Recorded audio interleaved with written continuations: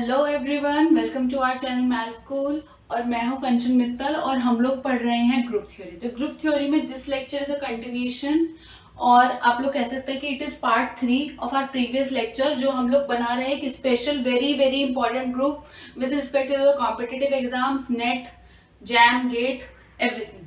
ठीक है, तो क्या है, इसमें हम नॉन जीरो कॉम्प्लेक्स नंबर का ग्रुप हमने ले रखा है विद रिस्पेक्ट टू मल्टीप्लिकेशन। तो इसमें मैंने बताया था कि हम इसमें एक ऐसा सब ग्रुप बैठा है जो कि एग्जाम पॉइंट ऑफ व्यू से बहुत इंपॉर्टेंट है और इसलिए हम इस सब ग्रुप के बारे में डिस्कस करेंगे। तो इसमें अगर आपको लास्ट टाइम का अगर लेक्चर ध्यान हो, जो कि मैं यहाँ पर दोनों लेक्चर में यहाँ पे टैग कर दूंगी आई टैब पर, ठीक है, तो वो ग्रुप था क्या, उसमें ये एक ग्रुप था जिसको मैंने किससे जनरेट कराया था, हाँ, 2nth रूट ऑफ यूनिटी। ठीक है, तो इस 2n की वजह से इसे क्या बोलते थे, 2nth रूट ऑफ यूनिटी। और मैंने आपको इसका रीजन भी दिया था कि y भी equal to 2nth root of unity. ठीक है, तो इसका ऑर्डर क्या आ रहा था, इसका ऑर्डर आ रहा था 2 रेज़ टू पावर n, क्योंकि इस एलिमेंट का जो ऑर्डर है वो 2 रेज़ टू पावर n है। तो इस तरीके से आप देखो कि ये तो है, ये किसका सब ग्रुप है, सबसे पहले तो it's a subgroup of जी। जी यहाँ पर जो मैंने लिया था वो क्या लिया था, मैंने सर्कल लिया था इन कॉम्प्लेक्स प्लेन। तो ये इसका सब ग्रुप हो गया C star with respect to multiplication. ठीक है, अब देखो, अब हम निकालते हैं कि क्या क्या हो सकता है। फॉर सपोज अगर मैं n इज टू 1 ले लूं तो ये क्या आ जाएगा, 2 रेज़ टू पावर 1 यानी कि 2th रूट ऑफ यूनिटी, मतलब सेकंड रूट ऑफ यूनिटी, यानी कि 2 raise to power pi i by 2, यानी कि किस एलिमेंट से जनरेट होगा, e raise to power pi i. तो अगर आप इस ग्रुप को देखो, हमने डिस्कस भी किया, मतलब सेकंड रूट ऑफ यूनिटी मतलब ऑर्डर 2 वाले। तो इसमें एक तो क्या आ जाएगा जनरेट होगा, देखो सबसे पहले आइडेंटिटी तो आता ही है ग्रुप में, और e raise to power pi i क्या है, ये क्या है, -1, तो इसमें ये आ गया। अब सिमिलरली अगर आप n इज टू 2 ले लो तो h 2 रेज़ टू पावर 2 यानी कि fourth root of unity, fourth root of unity. तो ये किससे जनरेट हो रहा है, 2 raise to power pi i by 4 से। तो ये एक्चुअली जनरेट किस एलिमेंट से हो रहा है, अगर आप लोग देखो तो it is generated by pi i by 4, pi i by 2 से। तो मैंने ये एलिमेंट भी, इसके भी क्या कहते हैं, इस एलिमेंट से जो जनरेट होगा वो भी डिस्कस कर लिए हैं। देखो अगर आप लोग अगर देखो कि आइडेंटिटी होगा, देखो पाई आई बाई 2 क्या होता है, अगर आप लोगों को पता हो तो आयोटा होता है। ठीक है, अगर ये एलिमेंट है तो इसका इनवर्स एलिमेंट भी होगा, आयोटा का इनवर्स क्या है, माइनस आयोटा। ठीक है, और अगर आप इसका स्क्वायर कर दो तो 2 कैंसिल हो जाएगा, 2 कैंसिल होते क्या आ जाएगा, e raise to power pi i, pi i क्या होता है, -1। तो यही एलिमेंट आएंगे। तो इसका मतलब अगर आप देखो, अगर मैं इसकी देखो ऑर्डर 2 है इसका, तो ऑर्डर 2 में इसका आएगा 1 एंड -1। अब ऑर्डर 4 है तो क्या आएंगे, +-1 प्लस आयोटा। तो अगर आप इसमें देखो कि H21 किसमें कंटेंट है, इसमें कंटेंट है। तो इस तरीके से हम इससे क्या कंक्लूजन निकाल सकते हैं, यहाँ पर हम इससे कंक्लूजन निकाल सकते हैं। अच्छा, और अगर आप n = 0 भी अगर लगाओ तो H2 की पावर 0 क्या होगा, ठीक है, ये 1 से होगा, मतलब इसमें सिर्फ 1 होगा। ठीक है, तो इस तरीके से अगर आप देखो कि H2 की power 0 is contain in H2 की पावर 1, 2 की पावर 1, मतलब H2 किस कंटेन इन H4, ऐसे लिख लो, और डैडा डैश, मतलब कि अगर आप देखो कि इस तरीके से ये फॉलो अप हो रहा है, मतलब एक दूसरे के कंटेन है, दूसरा तीसरे के अंदर कंटेन है। तो अगर आप मुझे एक ग्रुप की बात करनी है, मैं अब एक स्पेशल ग्रुप डिफाइन करने वाली हूँ, वो है क्या है मेरा, मैंने एक H ले लिया जिसको मैं यूनियन ले रही हूँ H 2 raise to power n, और n यहाँ पे किससे जनरेट है, 0 टू इन्फिनिटी। अब आप देखो, ये एक ग्रुप थ्योरी की इंपॉर्टेंट थ्योरम है, मैं आप लोगों को मेंशन कर देती हूँ कि यूनियन ऑफ 2 सब groups is a group if and only if one is contained in other, one is contained in another। देखो इसका मैं मतलब बता देती हूँ। यहाँ पे देखो, अगर यहाँ पे आप लोगों ने दो सब ग्रुप ले लिए, फॉर सपोज G1 और G2, ये दो ग्रुप्स है, हाँ सब ग्रुप्स हैं। फॉर सपोज H1, H और K ले लो, ये किसके सब ग्रुप्स हैं, G के। अब आप H यूनियन K के बारे में क्या कर सकते हो, क्या ये इसका सब ग्रुप के G का सब ग्रुप होगा या नहीं होगा, तो ये तभी होगा, दिस इज अ ग्रुप, सब group of G if and only if पहली कंडीशन क्या हो कि H कंटेन हो या फिर K, मतलब कि, तो यानी कि H यूनियन K जो है is a subgroup of G if and only if either H is contained in K or K is contained in H। ठीक है, तो अगर आप इधर से देखो ये सारे क्या है, एक दूसरे के अंदर कंटेन है ना, तो अगर आप इसका यूनियन देखोगे तो ये भी क्या होगा, कोई जो है H2 की पावर कुछ बहुत बड़ा नंबर आएगा, तो इस तरीके से H हमारा क्या बन जाता है, it means H is a सब ग्रुप। तो पहले तो आप ये बात ध्यान में रखो। अब हम बात करते हैं ऑर्डर ऑफ H की। ठीक है, अब देखो आप लोगों ने रियल एनालिसिस में एक थ्योरम पढ़ा होगा, ठीक है, कि देखो finite countable union of finite sets are finite. क्या है, countable union of finite sets are countable.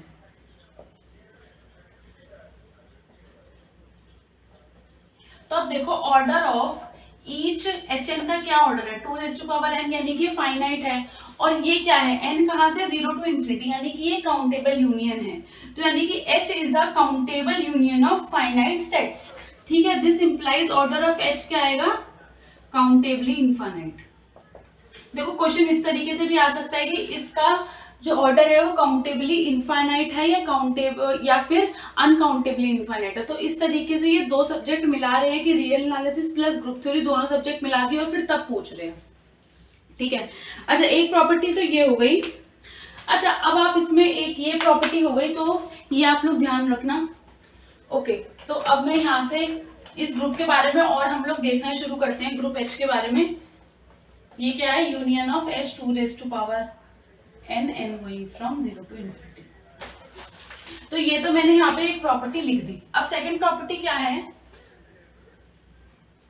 देखो सेकंड प्रॉपर्टी देखो, यहां से अगर मैं कोई भी एलिमेंट लेती हूँ G बिलोंग्स टू H, तो अब देखो ये इसके यूनियन में है। देखो H क्या है, union of H to H मतलब 2nth रूट ऑफ यूनिटी, यानी कि अगर कोई भी एलिमेंट लिया, दिस इंप्लाइज ये जो एलिमेंट होगा ये किसी ना किसी इसमें बिलोंग करेगा, for some k belongs to, है ना, ये सम, ये किसी, ये है मेरा F का, ये मैं लिख देती हूँ ढंग से, for some k belongs to natural number union 0। क्यों यूनियन 0, क्यों क्या, क्योंकि यह n 0 से स्टार्ट हो रहा है। इस देखो अब ये इसके यूनियन में से, यूनियन का मतलब क्या होता है, अगर मैं कहती हूँ कोई x belongs to A union B, इसका मतलब क्या होता है कि x बिलोंग्स टू A और या फिर x बिलोंग्स टू B, यानी कि इन दोनों में से किसी में से होगा। तो अगर मैं यहाँ पे इस यूनियन की बात करूँ कि अगर G बिलोंग्स टू S, तो G मतलब किसी ना किसी एक में से होगा, फॉर सपोज ये इसमें से है। अब देखो H2n है वो किस एलिमेंट से जनरेट हो रहा है, ठीक है, इसका ऑर्डर क्या है, फाइनाइट है ना इसका ऑर्डर, तो ठीक है, तो यहाँ पर क्या है, H2n में फाइनाइट ऑर्डर के एलिमेंट्स है ना, ठीक है, तो this implies order of G क्या होगा, वो फाइनाइट होगा ना। इसका मतलब अगर आप कोई भी एलिमेंट लोगे इस ग्रुप का, तो इसमें हर एलिमेंट का ऑर्डर क्या है, फाइनाइट। तो हमें क्या मिलता है कि every element order in H is finite, यानी कि हर एलिमेंट का ऑर्डर इस ग्रुप में फाइनाइट है। अब थर्ड प्रॉपर्टी ओके, तो इसको ऐसे लिख लो कि for every A belongs to H, ठीक है। अब थर्ड प्रॉपर्टी में हम आते हैं। थर्ड प्रॉपर्टी बहुत ज्यादा अच्छा, हाँ थर्ड प्रॉपर्टी देखो अभी मैंने इसके ऑर्डर की बात कर ली। अब देखो ये नॉन साइक्लिक है। देखो सबसे पहली बात तो ये काउंटेबली इनफाइनाइट है, ठीक है। अब नॉन साइक्लिक कैसे है, देखो नॉन साइक्लिक ही इसलिए है क्योंकि मैंने पहले भी लेक्चर में डिस्कस करा हुआ है कि जो Z+ है, मैंने बोला है कि अगर कोई भी इनफाइनाइट साइक्लिक ग्रुप होगा तो वो हमेशा किसके आइसोमॉर्फिक होना चाहिए, Z+ के।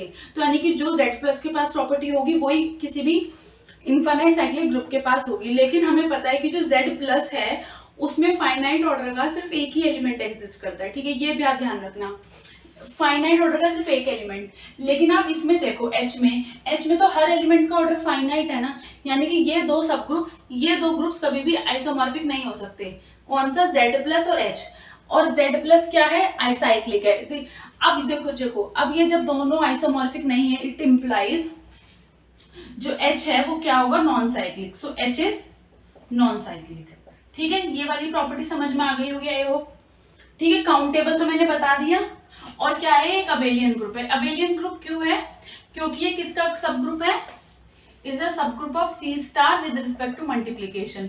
अब देखो क्या होता है, कॉम्प्लेक्स में तो कम्यूट कर जाते हैं ना, अगर दो एलिमेंट है Z1 Z2 तो किसके इक्वल आ जाएगा, Z2 Z1 के। ठीक है, ये हमने डिस्कस कर चुके हैं। तो इस तरीके से ये क्या है, H is a non cyclic abelian group. और क्या क्या है, ये काउंटेबल भी है। ठीक है, ये हमें फर्स्ट प्रॉपर्टी से पता चल रहा है। अब देखो इसकी जो लास्ट प्रॉपर्टी है ना, तो जो लास्ट 2 प्रॉपर्टी है ये बहुत ज्यादा इंपॉर्टेंट है और मैं इनको प्रूव कराऊंगी। ओके, तो इसको रब करके हम लोग वो लास्ट प्रॉपर्टी लिख लेते हैं।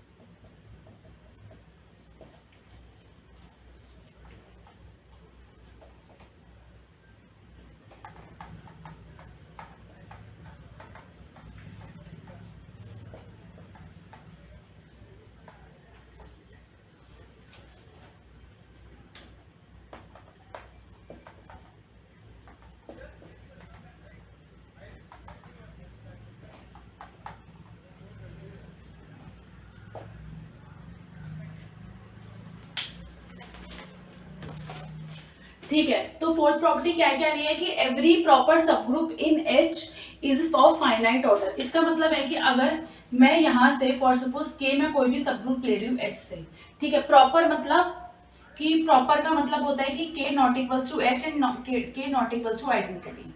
देखो अगर k इज इक्वल्स टू इस आइडेंटिटी के है तब तो उसका ऑर्डर फाइनाइट हो ही जाएगा। ठीक है, तो इसकी बात ही नहीं है, यानी कि k not equals to h। यानी कि अगर मैं कोई भी प्रॉपर, देखो ये होता है प्रॉपर का साइन, जब नॉट इक्वल के नीचे ए डैश लगाते हैं उसे प्रॉपर बोलते हैं। तो अगर कोई भी सबग्रुप है के प्रॉपर सबग्रुप तो उसका ऑर्डर क्या होगा, हमेशा फाइनाइट होगा। तो ये बोले, देखो ये बहुत बड़ा स्टेटमेंट है कि यानी कि इस ग्रुप में जो सारे सब ग्रुप्स होंगे वो फाइनाइट ऑर्डर के होंगे। और देखो फाइनाइट ऑर्डर के आते ही हमें एक प्रॉपर्टी और मिल जाती है, मैंने इसके लिए कुछ प्रूफ करवाया था, वो आप लोग लास्ट लेक्चर में जाके देख लेना, कि अगर कोई भी फाइनाइट ऑर्डर होता है ना, कोई भी अगर सब ग्रुप फाइनाइट ऑर्डर है इन कॉम्प्लेक्स प्लेन, ये वाला, अब देखो तो क्या होता है कि वो क्या होता है देन, वो क्या होता है साइक्लिक होता है every, then it is cyclic. क्यों, क्योंकि फाइनाइट ऑर्डर का जो सब ग्रुप होता है वो क्या होता है, साइक्लिक होता है in this group, then it is cyclic सब group.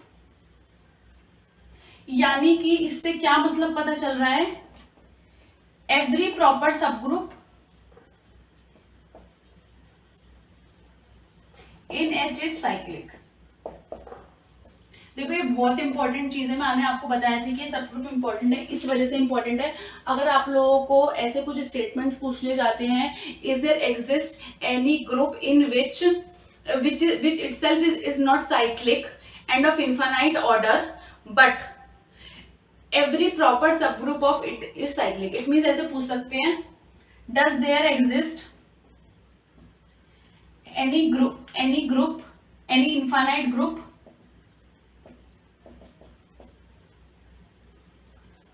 which is any infinite, ऐसा मतलब non cyclic group in which every proper subgroup is cyclic।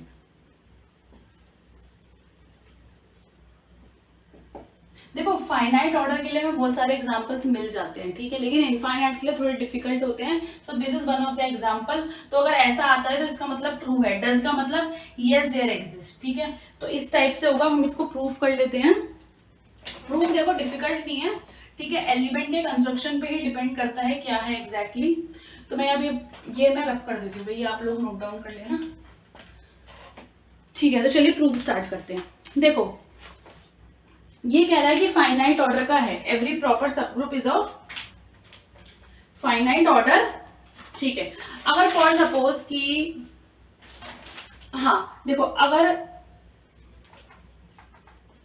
देखो late H be any proper sub, let K be any proper subgroup of K। ठीक है, अब हमें claim क्या करना है,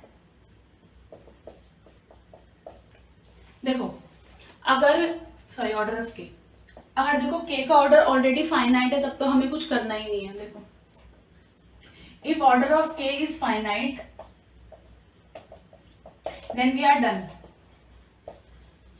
ओके, तो हमारा हो गया, देन वी आर डन। और जो ये सब ग्रुप है ये इसका सब ग्रुप है, लेकिन हमें पता है कि सी स्टार में अगर कोई भी फाइनाइट ऑर्डर का होता है तो यानी कि ये सब ग्रुप कैसा हुआ, इट इज अ यूनिक सब ग्रुप, यूनिक साइक्लिक सब ग्रुप। क्यों? क्योंकि अगर के इसका सब ग्रुप है तो के इसका भी सब ग्रुप होगा, और इसमें फाइनाइट ऑर्डर के सब ग्रुप यूनिक होते हैं। बट एक पर्टिकुलर ऑर्डर के सब ग्रुप जो होते हैं फाइनाइट ऑर्डर के वो यूनिक होते हैं और साइक्लिक होते हैं। ठीक है, साइक्लिक हो गए तो आइसोमॉर्फिक टू सम Zn। तो ये तो हो गया फाइनाइट के लिए। ठीक है, ये तो आप फाइनाइट की बात कर लो। अगर order of k is not finite, ठीक है, तो सपोज ऑन कॉन्ट्रारी, ठीक है, कॉन्ट्रडिक्शन ले लेते हैं भाई, दैट इज द यूजुअल वे। ठीक है, ऑर्डर ऑफ के क्या होगा, इनफाइनाइट। अब देखो के जो है एक प्रॉपर सब ग्रुप है, के is a proper subgroup, यानी कि के एग्जैक्टली इक्वल नहीं है एच के। यानी कि जब ये एग्जैक्टली इक्वल नहीं है एच के, यानी कि एच में एक एलिमेंट होगा जो के में नहीं होगा। This implies there exist element alpha belongs to H such that alpha do not belongs to k. समझ गए? अल्फा एच में होगा लेकिन अल्फा के में नहीं होगा। अब देखो अल्फा एच में है, अगर आप एच की डेफिनेशन से जाओगे यानी कि अल्फा क्या होगा, e raise to power 2 pi आई या बाय 2k। इसको कुछ और नाम मिलता है, 2n ले लो, हाँ ठीक है, 2n फॉर सम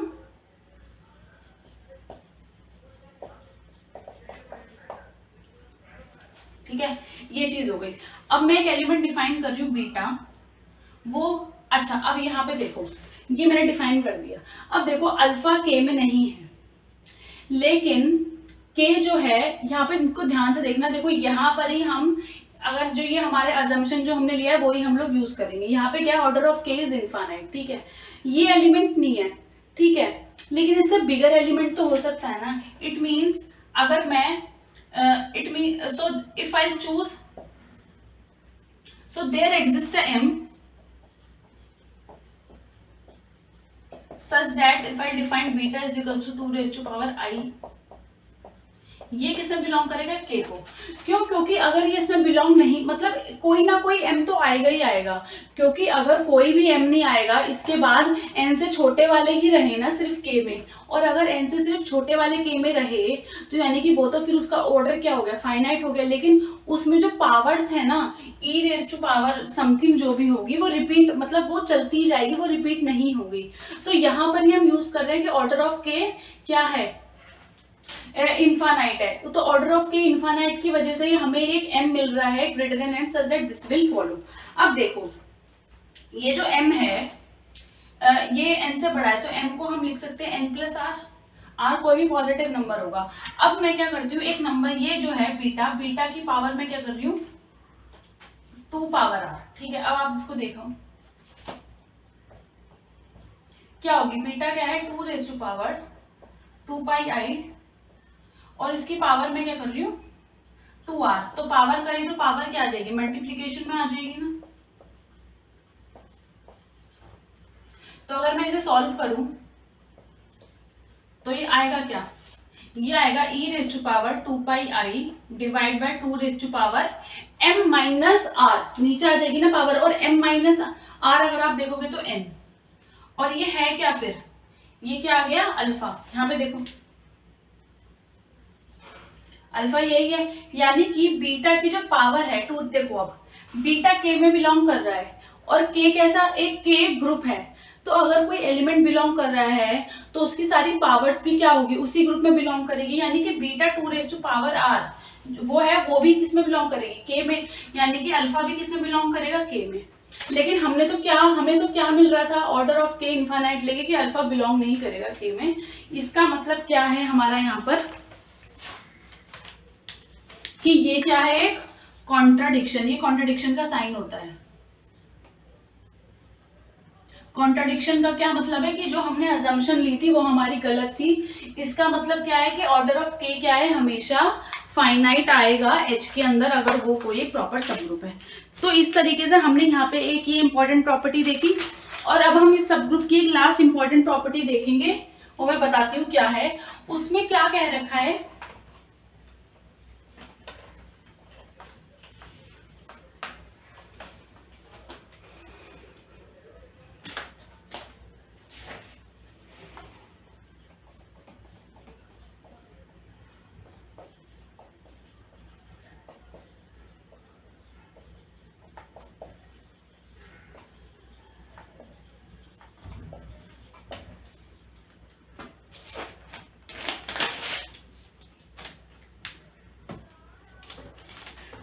तो फिफ्थ प्रॉपर्टी और लास्ट प्रॉपर्टी हमारे इस लेक्चर की क्या है इसके बारे में, कि जो एच सब ग्रुप है वो फाइनाइटली जनरेटेड नहीं है। देखो फाइनाइटली जनरेटेड का मैं आप लोगों को मतलब बता देती हूँ, अगर आप लोगों को नहीं पता है। देखो फाइनाइटली जनरेटेड मतलब फाइनाइट एलिमेंट से जनरेटेड। अभी तक हमने सिर्फ साइक्लिक ग्रुप्स के बारे में बात करा, तो साइक्लिक ग्रुप्स में क्या होता है, वो एक एलिमेंट से जनरेट होता था, तो उसे हम सिंगली जनरेटेड भी बोल सकते थे। सिंगली जनरेटेड का क्या मतलब है कि अगर कोई एलिमेंट है वो सिर्फ एक एलिमेंट से जनरेट है, यानी कि सिर्फ उसकी पावर से, a power 0, a power 1, a power 2 और ऐसी कंटिन्यू होती जाएंगी। अगर मैं यहाँ पे सिंगली जनरेटेड की जगह टू जनरेटेड बाय टूली जनरेटेड लिख लो इसको, ऐसे कोई टर्म होती नहीं है, जनरेटेड बाय टू एलिमेंट्स, ठीक है, जनरेटेड बाय टू एलिमेंट्स। तो उसमें क्या होगा कि फॉर सपोज ए और बी एलिमेंट्स है, तो उसमें क्या ग्रुप होगा, वो दो एलिमेंट से जनरेट होगा, यानी कि it is a multiplication of some power of A and some power of B, और यहाँ पे आई और जे क्या करेंगे, वेरी कर जाएंगे। तो अगर मैं यहाँ पे फाइनाइटली जनरेटेड लिख रही हूँ ना, इसका मतलब फाइनाइटली जनरेटेड यानी कि फाइनाइट नंबर ऑफ एलिमेंट से जनरेट होगा, यानी कि ऐसा हो सकता है कि कोई ए बी सी डी ऐसा एक फाइनाइट सेट होगा जिससे कोई भी ग्रुप जनरेट हो जाएगा, वो इस तरीके से हम लोग लिख सकते हैं। तो इसका मतलब क्या कह रहा है कि H is not finitely generated. जब हम फाइनाइटली जनरेटेड की बात कर रहे हैं तो इसका मतलब एक सेट होगा, ठीक है, जिससे वो जनरेटेड होगा, और कार्डिनैलिटी ऑफ सेट क्या होगी, फाइनाइट होगी, ठीक है, सच दैट अगर हम S को ऐसे लिख देंगे तो ये इसका साइन होता है, ठीक है। अगर मैंने दो एलिमेंट से जनरेट तो A कॉमा B ये वाले ब्रेसेस लगाएंगे, तो इसका मतलब है कि G is generated by these two elements. तो आई होप कि आप लोगों को समझ में आ गया होगा कि फाइनाइटली जनरेट का क्या मतलब होता है। अब हमें क्या प्रूव करना है कि ये जो हमारा सब ग्रुप H है, C का सब ग्रुप जो है, ये क्या है, फाइनाइटली जनरेट नहीं है। तो इसे भी मैं कैसे प्रूव करूंगी, कॉन्ट्रडिक्शन से ही। तो मैं इसको सपोज कर लूंगी कि ये क्या है, फाइनाइटली जनरेट है।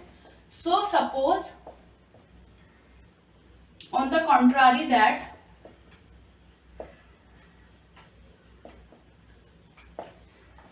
H is finitely generated. अभी मैंने बताया कि अगर कोई सेट के बारे में बात कर रही हूँ जो कि फाइनाइटली जनरेटेड है सब ग्रुप के बारे में, यानी कि एक सेट एग्जिस्ट करेगा, तो let S be the set which generates H, ठीक है। तो और कार्डिनैलिटी ऑफ S को मैं कुछ ले रही हूँ, K ले लूँ, तो यानी कि S में क्या एलिमेंट्स हो गए, S के एलिमेंट्स को मैं डिनोट कर रही हूँ A1 A2 AK, ये S के एलिमेंट्स हो गए, ठीक है। अब देखो ये सारे एलिमेंट्स हैं, ये किस में कंटेन्ड है, H में है ना, यानी कि each of the AIs belongs to H।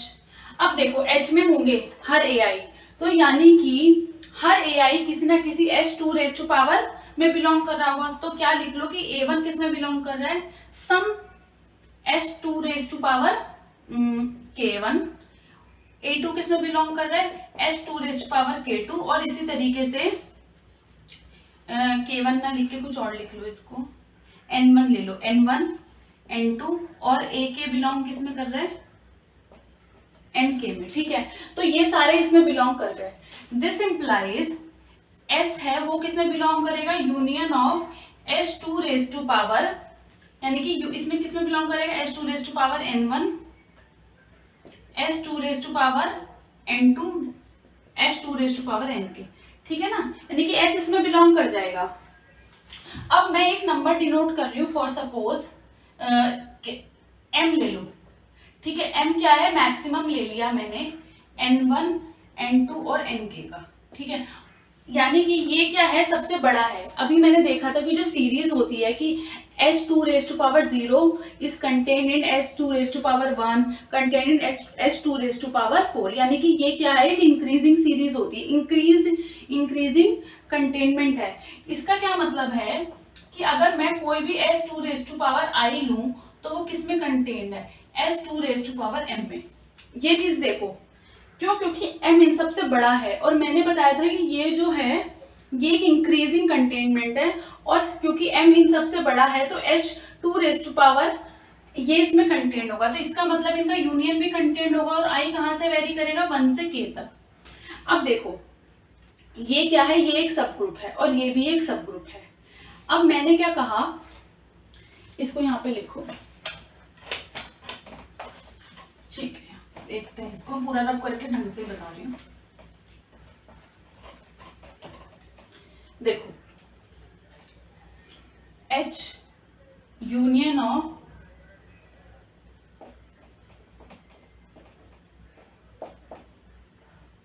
देखो ये है हमारे पास, ये सारे इसमें कंटेंट है, और S में किस में कंटेंट है, इसमें, क्योंकि S क्या है, A1 A2 AKs है, तो AKs सारे इसमें बिलोंग कर रहे हैं, यानी कि S इसमें कंटेंट है, ठीक है, यानी कि S किस में कंटेंट हो गया, इसमें कंटेंट हो गया ना, ठीक है, और स्ट्रिक्टली कंटेंट है एक्चुअली।